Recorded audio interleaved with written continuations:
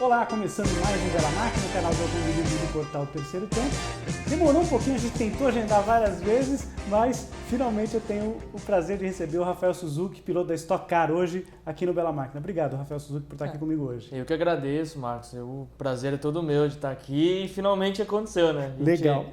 Namorou aí, vamos dizer, esse tempo para dar certo, mas eu tô feliz de estar aqui, sem dúvida. Bom, o Rafael Suzuki, para quem milita no automobilismo, conhece esse nome já há bastante tempo, porque você tem teve uma trajetória no kart absolutamente espetacular, com muitas conquistas.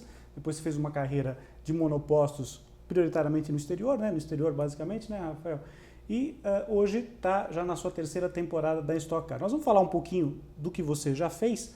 Eu tenho um currículo impressionante aqui das conquistas dele no kart, mas eu queria começar por 2016, por essa temporada, a tua terceira temporada na Stock Car. Você já fez 2 provas, a corrida de duplas, né, isso em Curitiba, e depois o Velopark. E teve resultados bons ali, sempre próximos dos 10 primeiros, enfim, você andou em boas corridas. Fala um pouquinho de 2016 para a gente começar a conversa, Rafael. Bom, 2016 tem sido um ano diferente para mim. É claro que hoje na Stock é super competitivo, né? Hoje dificilmente um piloto, com raras exceções, chega num primeiro ou segundo ano disputando título, ali sempre entre os 10, 5 primeiros, né?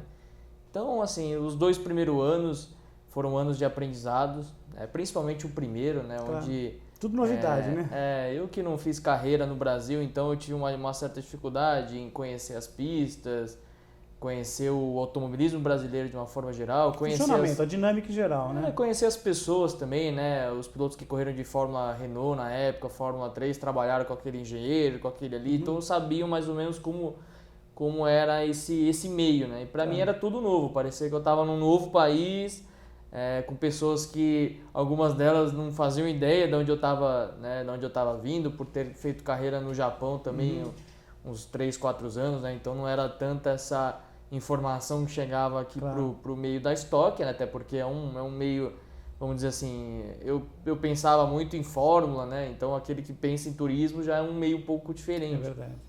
Mas então quando eu cheguei foi tudo muito surpresa, eu tive que me adaptar a um novo ambiente, a uma nova cultura, e é um carro que muita gente tem muita bagagem, né? Então, e conhecer as pistas.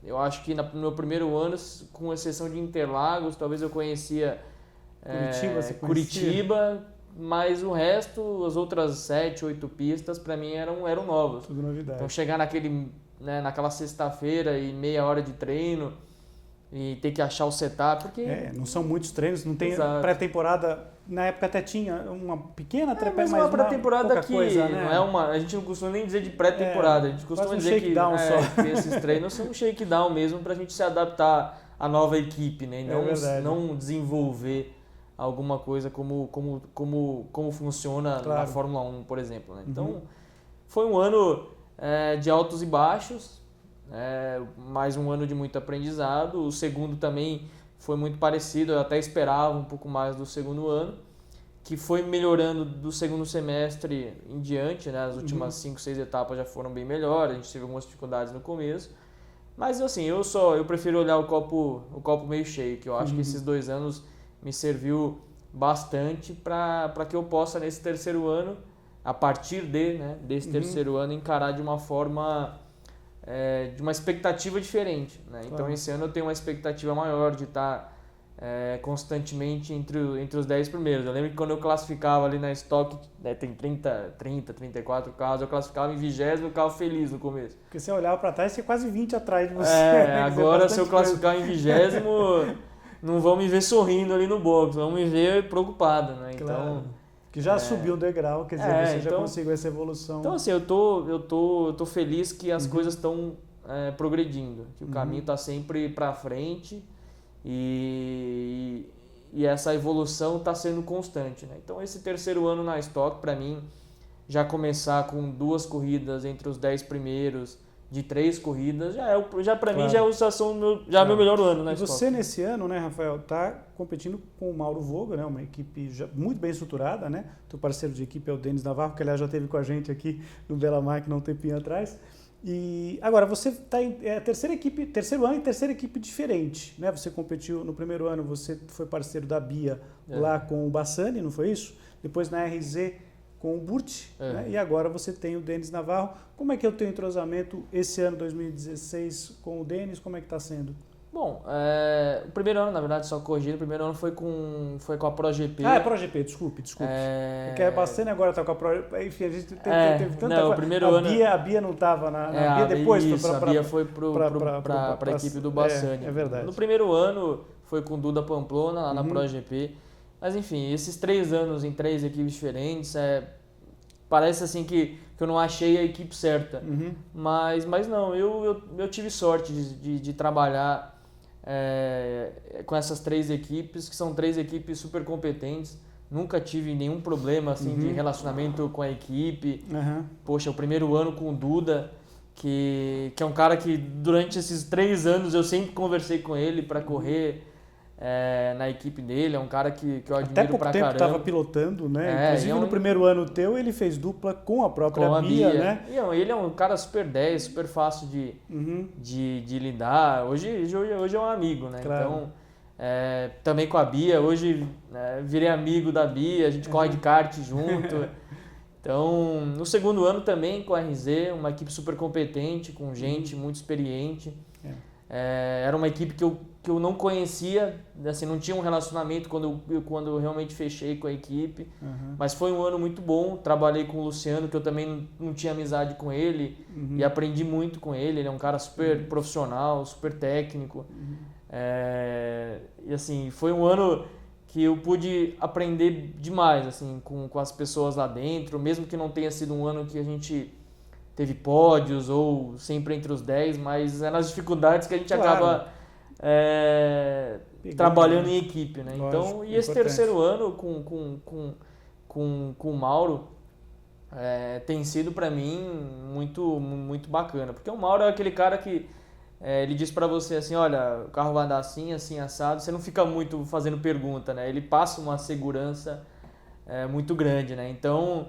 E o Mauro já tem, né? Todo mundo, quando eu corri em outras equipes, as pessoas diziam assim, não, mas o carro do velho lá é bom, hein? O carro do Mauro é bom, e o carro do Mauro é famoso, né? Então, o Kodair teve muitos anos, né? Correndo com o Mauro, né? E sempre elogiou, a gente conversou, o Kodair também teve com a gente na época, acho que na época inclusive estava com o Mauro, na época ele veio gravar comigo, e sempre elogiando. Então, essa parceria, né? Essa empatia que você tem que ter com o teu chefe de equipe, com os teus engenheiros, para construir, né, solidificar um final de semana, que aliás, aproveitando esse gancho, Rafael, o final de semana da Stock Car está um pouquinho mais curto agora, né, em algumas etapas, né, por uma questão de contenção de despesas, todo mundo aí, né, tendo que lidar com essa realidade. Você já tem poucos treinos, né, agora em algumas provas a questão fica um pouco mais limitada em relação aos sábados, né? E vocês tiveram as etapas de rodada dupla, né? Teve a rodada dupla esse ano você correu com o argentino, né? Com o Franco Vivian, né? Isso. Você terminou em 11º e no Velopark 15º e 10º. Correr em dupla, dividir o carro, porque o piloto tem aquele ciúme também um pouco do carro, né? O cara vou dividir e tal. Como é que fica essa questão da parceria numa prova de duplas, que é a única da temporada que vocês fazem, né? Olha, eu sinceramente, Marcos, eu não gosto de dividir carro. Claro. Como piloto, eu... Assim, até porque a tua escola é monoposto, não tinha essa história. Exato. Então eu sempre corri de kart, Fórmula 3, muitos anos. Aí quando eu fui correr de GT, eu corri um ano, né, de GT na Europa e todas as corridas de GT na Europa, de GT3, são em duplas, né? Não tem como você correr sozinho. Mesmo que não sejam aquelas provas de 6 horas, mas mesmo as provas mais curtas de 3 horas já tem um revezamento. Não, né? Mesmo as corridas de 1 hora, as sprint, né, de fato você tem que dividir o carro com alguém. Então assim, não foi algo que eu simpatizei muito, não por egoísmo de querer só eu andar, mas eu acho que dificulta um pouco o trabalho, você ter que acertar o carro junto com outro piloto, né? Não pode, porque exatamente, é justamente pelo contrário, né? Essas categorias que correm dupla, não dá para você pensar só em você. Né? Se você guia um carro dianteiro e o seu companheiro guia um carro traseiro, você tem que encontrar um meio termo. Né? Então, quando eu tive essa experiência, essa temporada em dupla, eu pensei comigo mesmo, poxa, eu vou correr numa categoria que eu não preciso dividir carro com ninguém, né? Então, aí eu vim para Stock, mas obviamente a corrida de duplas, eu não enxergo eu enxergo a corrida de dupla com bons olhos, sim, porque É uma corrida que atrai mídia, né? De fato, teve alguns anos que teve muito sucesso. Né? Então, assim, e também dá visibilidade até para os pilotos que não estão no grid, mas de repente mostram um bom serviço lá, né? Exatamente. Rafael? Eu acho que dá chance para os meninos mais jovens, como o próprio Guilherme Salas, teve uma de chegar e aparecer, mas também gera uma mídia dentro do meio automobilístico no mundo inteiro. Claro. Né? Então, isso a Stock Car também, para a Stock Car, é muito importante. Né? Então, de vir pilotos do DTM ou ex-pilotos de Fórmula 1, pilotos dos Estados Unidos, que levam esse feedback da Stock Car para o mundo deles, né? Então gera uma credibilidade para a gente que está na Stock Car também, né? Então eu acho interessante, sim, essa corrida em específica, mesmo não gostando de dividir o carro com alguém. E tem um detalhe, né, Rafael, que a gente comenta bastante aqui no Bela Máquina, a questão do automobilismo na Argentina, que é muito forte, né? E essa corrida dupla normalmente recebe pilotos. Então é interessante porque a mídia lá sabe, bom, o que o determinado piloto, né, está fazendo aqui no Brasil, né? Agora mesmo o Girolami, né, o Nestor, né, está aqui correndo fixo, né, e foi vencedor, inclusive, há 2 anos atrás, no ano passado, né, na corrida de duplas, junto com o Ricardinho, junto com o Ricardinho Maurício, lá na corrida de duplas lá de Goiânia. Bom, você direcionou basicamente a tua carreira para os monopostos, você teve alguns anos no Japão, que para o brasileiro, que não está muito afeiçoado com o automobilismo estrangeiro, pensa mais só em Europa, em Fórmula 3 inglesa, agora Fórmula 3 europeia, que nós temos 2 brasileiros competindo lá, o Sete Câmara e o Pedro Piquet, né, que estreou agora esse ano e tal. Você fala em Japão, o pessoal às vezes não conhece muito. Fala um pouquinho do que é, porque muitos garotos que estão vendo hoje, que correm de kart, de repente tem essa possibilidade. Quem sabe fazer automobilismo no Japão é difícil, é mais fácil, é questão de patrocínio, como é que funciona a estrutura no Japão para correr? Olha, o automobilismo japonês é um automobilismo independente. Né?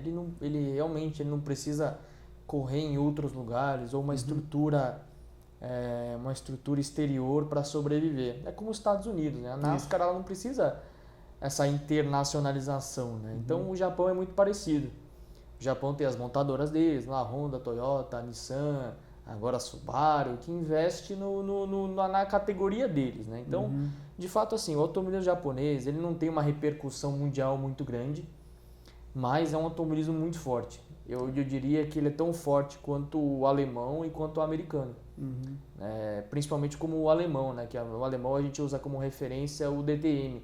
Lá eles têm o Super GT, que são carros tão rápidos quanto o DTM, e eles têm a própria categoria de Fórmula 1 deles lá, que é a antiga Fórmula Nippon, que hoje chama Super Fórmula, até que o Van Dorn, que é piloto da McLaren, está correndo lá, que é a Fórmula Indy deles, né? Então eles têm um campeonato nacional totalmente independente. E com carros com motor V8, acho que isso, são carros que viram tempos de volta muito parecido com Fórmula 1, né? Eles viram 1 minuto e 35, 1 minuto e 36 em Suzuka, que é um temporal, assim. Hoje em dia são tempos mais rápidos que as 30 primeiras voltas dos carros de Fórmula 1, porque largam pesado, né?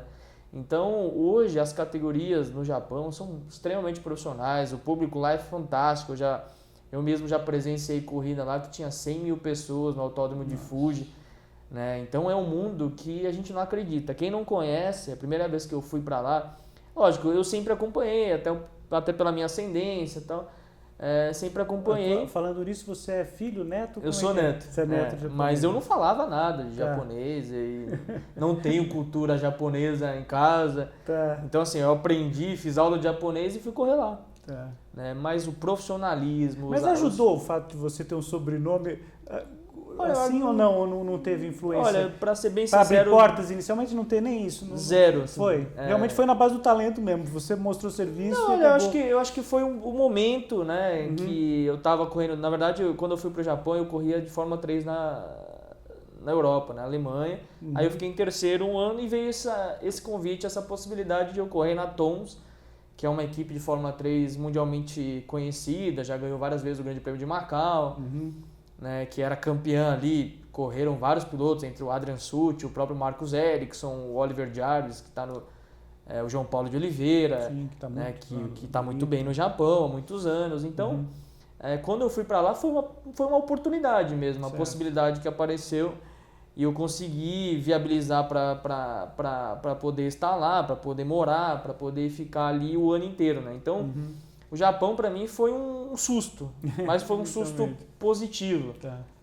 E foram quantos anos lá de trabalho, Foram 2 anos de Fórmula 3 japonesa, 1 ano pela Toyota e 1 ano por uma equipe satélite da Honda, né? Então, foram 2 anos muito bons, assim, eu ganhei corridas lá, pude brigar por campeonato. Foi ali que eu consegui, né? Na Fórmula 3 na Europa, eu sempre batia na trave ali, chegava segundo, terceiro, quarto, enfim, eu não conseguia, vamos dizer assim, ganhar várias corridas, né? Foi no Japão que eu consegui fazer isso. E em pistas super históricas até para os brasileiros, porque você correu Suzuka, corri em Suzuka, corri Fuji, né? Em Okayama, que era antigo Aida, que foi acho que a penúltima corrida do Ayrton foi 94. Lá. Então assim, foi para mim o automobilismo japonês, ele é assim, tecnologia, obviamente, quando você fala em Japão já tem tecnologia, mas em cultura, em trabalho, organização da equipe, sistema, o japonês é muito sistemático, né? Então tem hora para ter reunião, tem hora para falar sobre o carro, não é aquele negócio que o piloto desce do carro, o carro está saindo de traseira, saindo de frente. Não, você tem que parar, pensar, tem um horário para você falar isso, você tem que protocolar tudo, vamos dizer, escrever tudo num papel. Então foi muito legal trabalhar no Japão, independente se eu continuei ou não lá. Mas te deu uma bagagem muito legal, até por teu trabalho hoje, né? Foi uma experiência cultural no automobilismo muito grande, né? E tem muita coisa que o japonês pode servir como exemplo em todos os quesitos, né? O automobilismo no Japão é extremamente organizado, né? Lá não tem improvisação, nada disso. Não tem, né? Em termos de segurança, lá é algo muito... Os autódromos também. Os autódromos, né? Então é algo muito profissional, sem dúvida. Tá. Bom, daí você tem uma transição, quer dizer, antes de quando você sai dos monopostos, você vai fazer um ano na Europa, novamente você volta para fazer GT, é isso? Isso, eu corri um ano de McLaren GT. Tá, que é um carro absolutamente espetacular, né? Tá passando imagem para vocês darem uma olhada. Não, é um mega carro, sem dúvida, aquele carro que você olha assim no box e fala, nossa, dá até dó de sujar. Vamos botar na pista mesmo? De sujar, de encostar, de dar uma portada. Foi um ano muito bom, assim, foi um ano para eu fazer essa transição entre o Fórmula, né? E que é um carro extremamente rápido, né? Porque aquele um carro extremamente rápido, para um carro que é totalmente diferente, né? Muita gente acha que tudo tem motor, tudo tem 4 rodas, é tudo igual, né? E de fato a técnica de pilotagem é completamente diferente, né? Então quando você está num carro um carro fechado, num carro com 1.300 quilos, você tem que pilotar lembrando disso, né? Que você está num carro que tem as reações mais lentas do que um Fórmula, né? Um Fórmula é aquele carro... a curva do mesmo jeito, frear no mesmo lugar, né, Rafael? Então, eu lembro que no meu primeiro teste de carro fechado, eu nunca tinha treinado, né? Foi em Monza e meu companheiro de equipe era o Giorgio Pantano. Sim. Campeão da GP2, ex-piloto de Fórmula 1. Nossa, eu saí assim com o McLaren, primeiro que eu tava meio impressionado com aquele carro, né? Nossa, botão para tudo que é lado, aquele volante Fórmula 1. É um motor BMW aquele carro, não? Não, é um motor caseiro mesmo. Porque antes, as primeiras McLaren, aquelas de GT, eram um motor BMW. Assim, para ser sincero, mas eu não lembro quem... Eu lembro que a McLaren fazia toda a revisão, tudo. E era uma equipe oficial mesmo. Era uma equipe, isso. Não, desculpa, era uma equipe satélite. Mas ela tinha toda a assessoria. Tinha. A McLaren realmente, a fábrica presta toda a assistência necessária. Né? E aí nesse primeiro treino eu saía eu achando que estava rápido e tomava 3, 4 segundos do Giorgio e era a minha primeira vez em Monza. E você não tinha corrido em Monza ainda? Nunca tinha andado em Monza e eu tava assim, completamente perdido. Pegar a mão de fazer a parabólica. E o carro parecia que ia capotar. Eu brincava que eu saía do carro e falava, nossa, esse carro vai capotar. Porque o carro rolava muito, o carro, né, no sentido de esse pêndulo, né, que o carro, por ter 1.300 quilos, uma curva como uma parabólica, que é uma curva extremamente, vamos dizer assim, rápida e muito tempo com o volante virado, né? Eu tinha uma sensação que o carro ia virar. E eu lembro que eu saí do carro e eu falava para os caras, eu não sei se eu vou conseguir me adaptar a esse negócio, porque é uma sensação... Você precisava pegar confiança de que aquilo ia dar certo. E eu confundia no começo um pouco dessa rolagem com o carro estar saindo de traseira. Eu achava que o carro ia guinar para o muro a qualquer hora. Então foi uma experiência ruim, assim, para falar a verdade. Nesse começo foi uma experiência ruim. Mas aos poucos, né, no segundo dia de treino, eu fui me adaptando e eu terminei o dia lá 1 segundo atrás do pântano. Você já melhorou bastante. Que era um cara que já tinha guiado muito carro, conhecia muito bem a pista. Muito experiente. Aí aos poucos eu fui me adaptando ao GT, mas realmente nessa transição eu tive um choque, assim, né? Porque eu sempre fui acostumado a guiar carros duros, né? Aqueles carros que tem muita aderência e mexe pouco, como o kart, né? Principalmente, o Fórmula 3.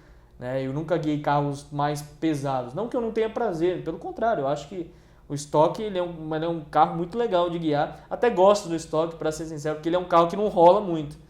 Eu prefiro, né? As pessoas quando perguntam para mim, você gostava mais do McLaren ou do Stock? Eu gosto mais do Stock. Eu acho que o Stock ele é um carro que tem reações mais previsíveis do que um McLaren, né? Então, um carro de GT que é um carro de rua que vai para a pista, né? O Stock não, ele é um carro de corrida, né? Ele é um protótipo. E esse McLaren, por exemplo, no Monza, você chegava até o final da reta para fazer a chicane ali, em quanto mais ou menos? 200 e beirava 300, era um carro muito rápido. Muito rápido, né? Era um carro, principalmente em Monza, né? Que freava bem? Freava. Porque é importante, né? Mas o carro tinha muita... Aqui eu tô parecendo que eu tô criticando a McLaren, né? Quem sou eu? Mas assim, o carro ele tinha muita assistência, né? Como os carros GT têm, ABS, controle de tração. Então, assim, ajuda muito, né? Ajuda, mas para quem nunca teve assistência, é um pouco esquisito no começo. Você freia aquele ABS, o carro treme, o pedal treme, né? E quando você quer dar o pé de uma vez, e aí o carro parece que não sai do lugar, porque o controle de tração está funcionando. Então no estoque... Tanto para quem gosta de guiar um carro esportivo até pegar uma estrada, ele desliga o controle de tração para ter mais o prazer de guiar, não é isso? Exatamente. Então, mas foi um ano muito bom, que eu pude ganhar eu venci 3 corridas naquele ano. Que pistas em lugares como... Eu ganhei em Silverstone, Monza e Nürburgring. Isso pro currículo é maravilhoso.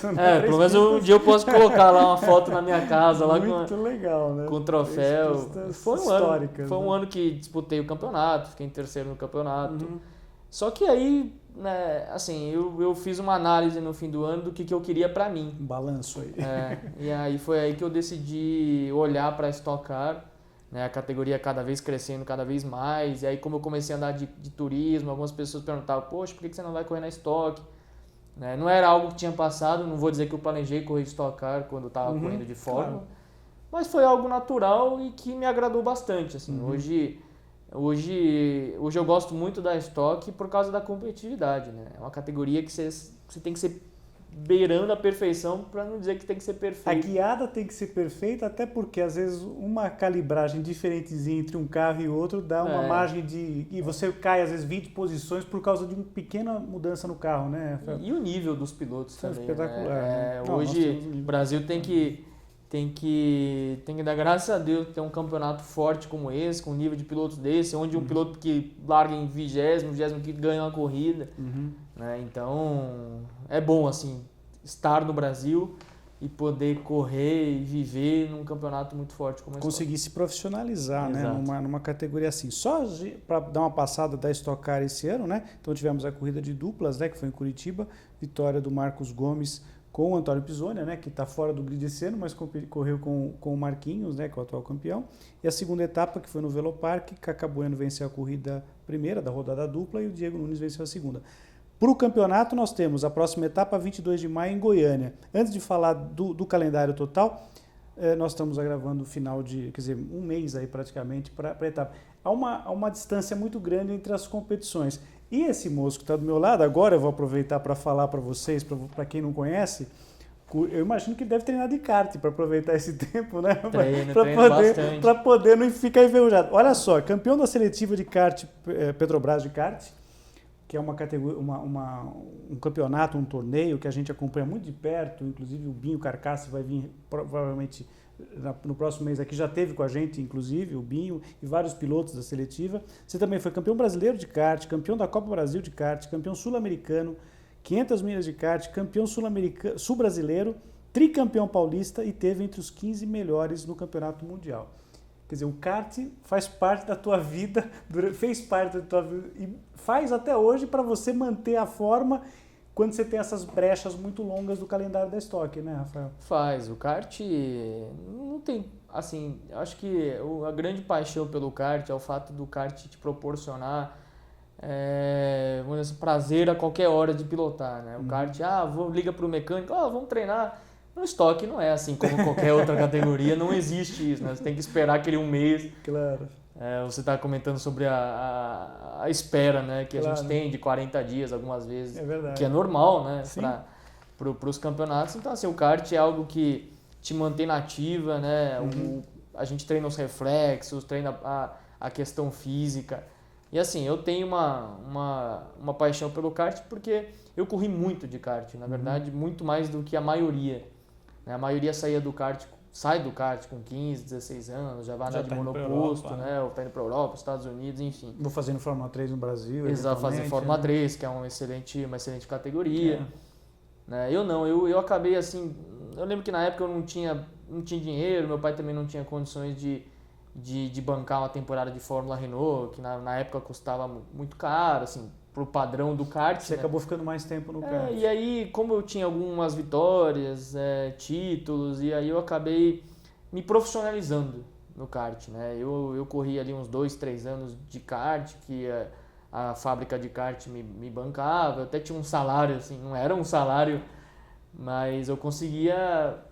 Assim, foi a primeira sensação que eu tive de piloto profissional, né? Foi no kart. Então, assim, eu devia resultados a quem apostava em mim, né? Eu tinha cobrança, eu era cobrado, né? Eu tinha que ganhar porque eu estava sendo patrocinado por aquela fábrica, eu tinha que fazer os caras venderem mais chassi, mais motor, enfim. Claro, faz parte. Então, foi o kart para mim, esses 3, 4 anos que eu fiz a mais, né, no kart do que os outros, eu não me arrependo, assim, eu acho que o kart me proporcionou não só os títulos, né, hoje graças a Deus, assim, eu consigo olhar para trás e ver um caminho bem feito, né, um trabalho bem feito no kart, mas também me deu esse aprendizado. Talvez se eu tivesse saído mais cedo do kart, eu talvez tivesse tropeçado mais cedo em alguma outra barreira que o kart não tinha me ensinado. Claro. Bom, só para a gente fechar então a temporada da Stock, né, que está no comecinho apenas, né, temos Goiânia, depois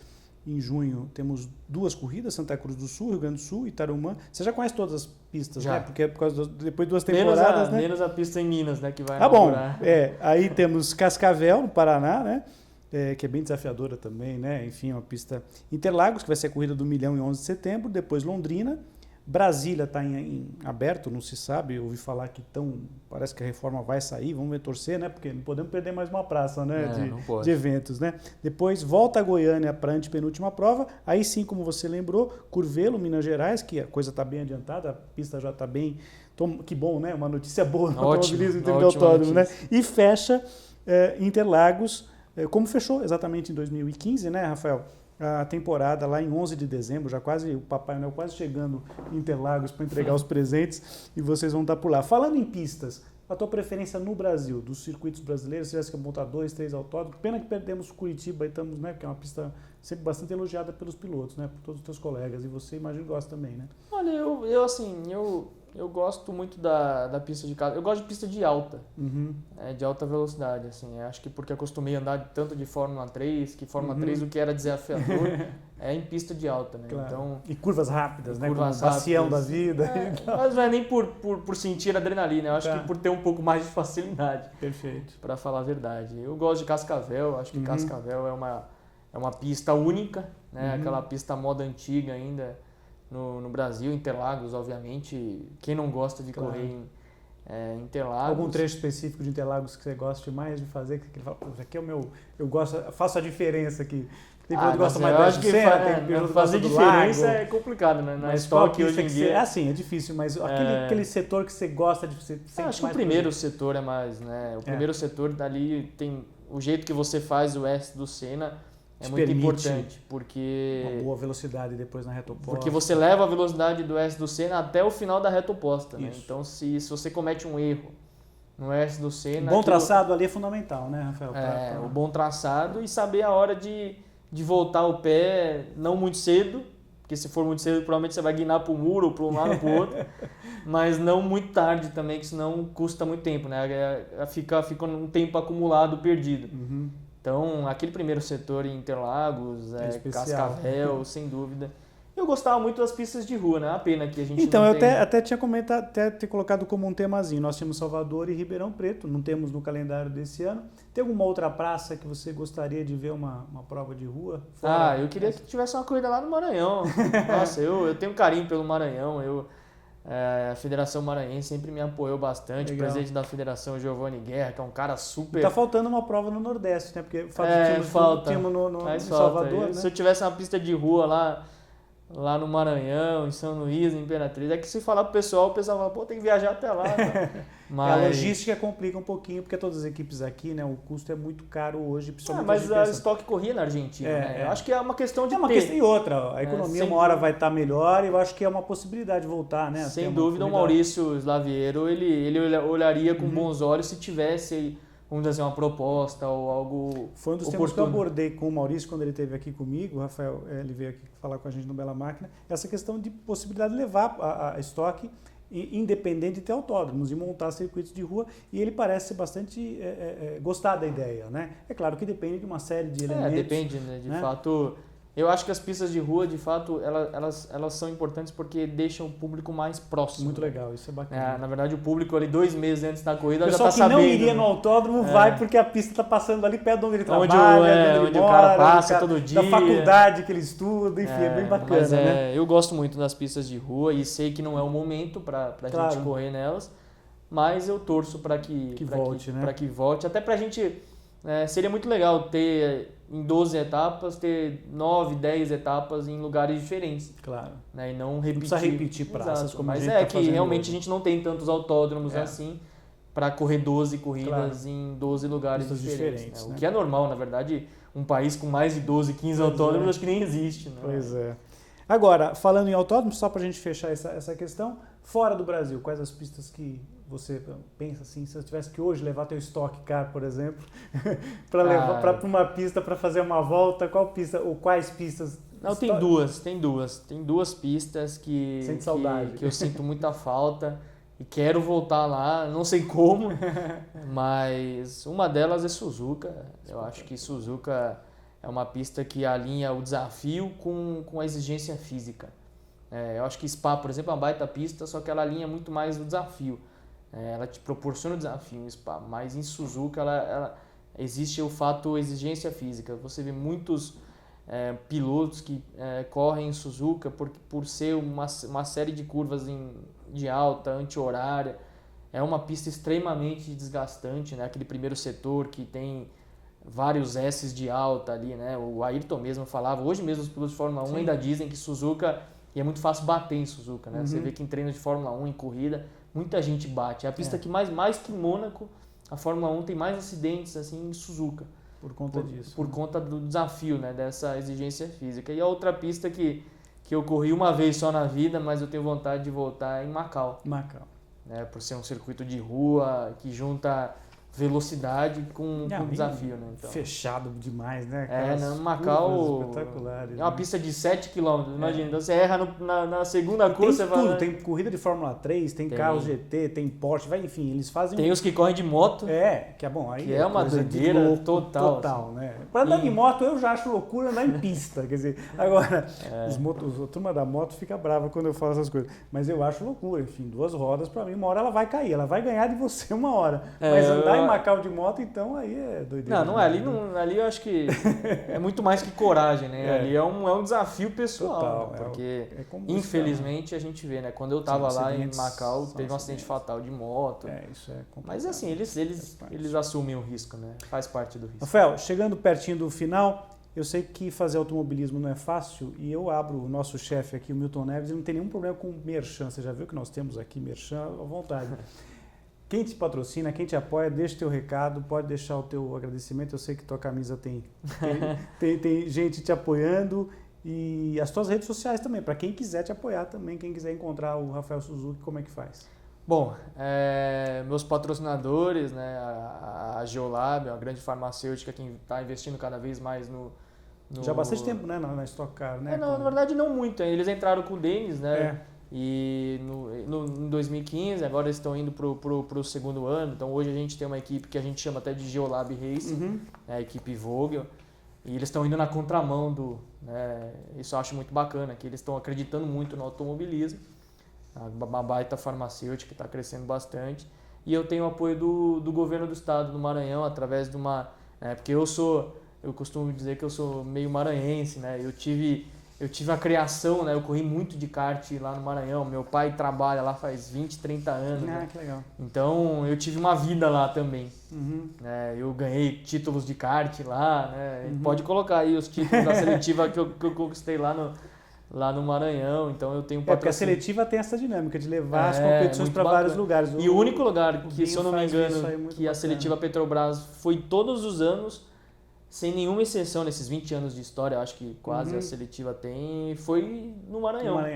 Né? Então é muito bacana que o Maranhão seja o lugar do automobilismo lá no Nordeste para a seletiva. Né? Então eu tenho um apoio lá do governo do estado através de uma lei de incentivo. Lei de incentivo, né? Que tem vários atletas aí que estão indo para as Olimpíadas, enfim.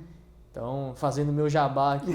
Mas faz parte. A gente tem que, de fato, valorizar quem investe no esporte, porque é um esporte que necessita, né? E que dá retorno, né? Obviamente aparece a marca lá. E tomara que continue, cada vez mais empresas e parceiros, né? E quem quiser te achar, tem contato, Face, Instagram? Tem o meu Facebook, Rafael Suzuki, o meu Instagram também, @Rafael Suzuki, tudo Rafael Suzuki para... Fácil de achar, tá passando aí embaixo para vocês conferirem como é que acha o moço. Ficar fácil, então tô sempre lá tweetando, né? A gente brinca. Interagindo com o pessoal. Interagindo, né? E também respondo as mensagens no Alô. Legal. Rafael Suzuki, obrigado pela tua presença hoje aqui comigo no Bela Máquina. Foi muito bacana as tuas informações a respeito da Stock, da tua carreira. Eu tenho certeza que pilotos jovens que estão assistindo podem tirar, obviamente, exemplos, né, daquilo que você fez, da tua trajetória, que é uma trajetória solidificada no automobilismo, que vários pilotos, que esse ano 2016 seja melhor ainda do que foram os últimos anos teus na Stock, que você consiga subir ao pódio rapidinho e volte para trazer novidades aqui. A gente vai estar sempre aberto para você. Eu que agradeço, Marcos, e agradeço o espaço. Legal. Né? Eu sei que o programa tem muitos anos e você dá esse espaço para a meninada também, né? Claro, não só os pilotos que estão mais em categorias mais altas, como aqueles que estão na base, que estão crescendo, que estão querendo chegar e precisam desse espaço mesmo, de fato, para poder... mostrar o valor, mostrar o trabalho. Então, para mim, é super bacana ver essa molecada aí sendo entrevistada por você. É um privilégio estar aqui e um privilégio para eles também ter essa oportunidade, já que não são muitos os programas hoje perdemos muito, mas baseados em automobilismo. Então, para mim, quando eu puder voltar aqui, pode ter certeza que eu vou voltar. Legal.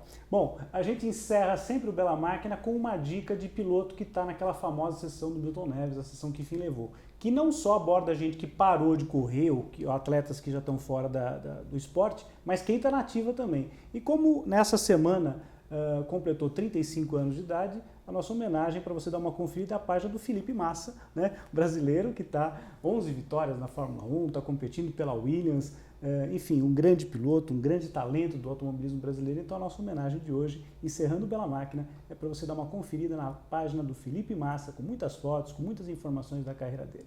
É isso aí. O Bela Máquina fica por aqui hoje, depois desse papo muito legal que eu tive com o Rafael Suzuki. Na próxima semana a gente está de volta. Um grande abraço. Tchau.